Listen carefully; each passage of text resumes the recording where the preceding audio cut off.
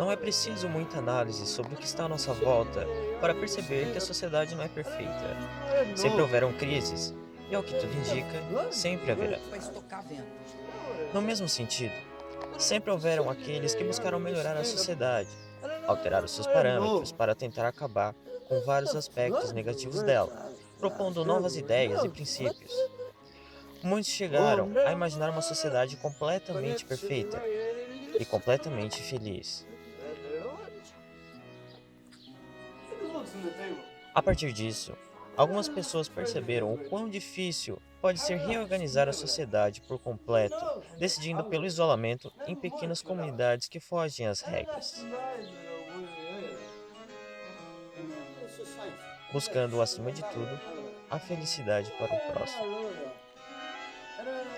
Buscavam um modo de viver utópico.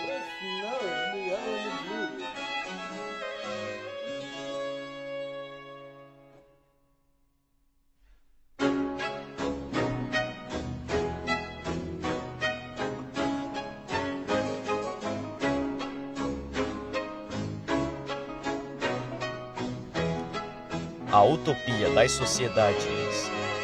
Versão brasileira. Ernesto Richards.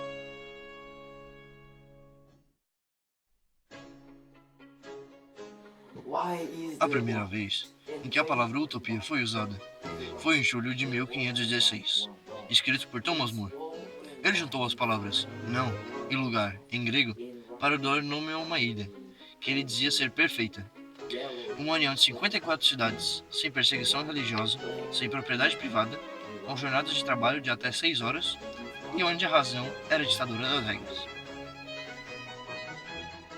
Sem dúvidas. Sem dúvidas, o livro Utopia de More foi extremamente importante, mas, embora ele tenha criado a palavra utopia, muitas outras obras anteriores e posteriores a ele foram escritas e são classificadas como utopias, como A República de Platão. Esses autores não escreviam essas coisas simplesmente porque tinham vontade. Eles eram descontentes com a sociedade em que viviam e queriam mostrar a todos que havia outra forma melhor de fazer as coisas. As tentativas de transformar os modelos de sociedade como um todo nunca deram certo, mas algumas comunidades isoladas conseguiram sobreviver. As primeiras tentativas foram os falancérios do filósofo francês Charles Fourier, no início do século XIX, que deram origem às sociedades intencionais. Charles Fourier é considerado o pai do cooperativismo.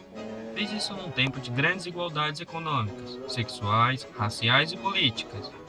Nos seus falancérios, que eram comunidades que moravam em uma construção, todos ajudavam e trabalhavam de forma que preferiam.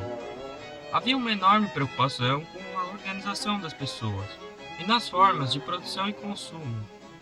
Isso fazia acreditar que seu sistema de cooperativismo seria o início de uma nova revolução do sistema capitalista.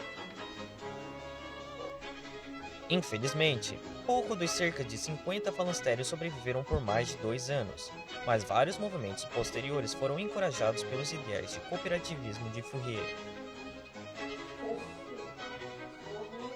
Depois de Fourier, muitas outras comunidades e movimentos surgiram. Hoje em dia, essas comunidades intencionais buscam a autossuficiência, o bem-estar comum e o cuidado com a natureza, como é o caso das ecovilas, que hoje são mais de 15 mil pelo mundo todo. Existem ainda sociedades que visam mostrar a eficiência dos sistemas anarquistas de sociedade, implantando-as dentro de pequenos grupos, ou ainda aquelas que apenas desejam se isolar da sociedade comum e seus defeitos, como no caso das comunidades hippies.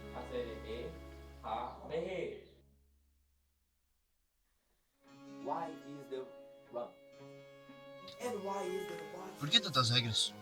Por que tantas guerras? Por que tantas desigualdades? Era isso que muitos jovens passaram a se perguntar a partir de 1960. Muitos dos hippies foram soldados americanos que tiveram contato direto com o terror dos conflitos armados e com o esplendor da cultura oriental, baseando-se principalmente nas religiões indianas. Sai daí, Evelyn. Os hippies protestam contra muitos dos valores tradicionais, e viver em uma comunidade de autossustento é uma das formas de fazer isso. Mostra que as pessoas podem viver em harmonia entre essas mesmas e a natureza, sem depender do dinheiro e consumo exagerado. Usar da desobediência civil para combater a cultura que lhes era estabelecida. Em propagandas, novelas e filmes, as comunidades intencionais são entregues aos estereótipos hippies. Poucas são as informações disponíveis sobre as comunidades desse tipo, e muitas vezes as pessoas acabam tendo a visão errada sobre este tipo de cooperativismo. O pesquisador Gustave de Varmoulet é conhecido como uma das maiores autoridades a respeito da simbologia hippie. Segundo ele, o movimento busca combater a grande mídia, que seria responsável pela globalização da cultura e mercantilização da mesma. Seria a mídia uma das maiores inimigas do movimento hippie?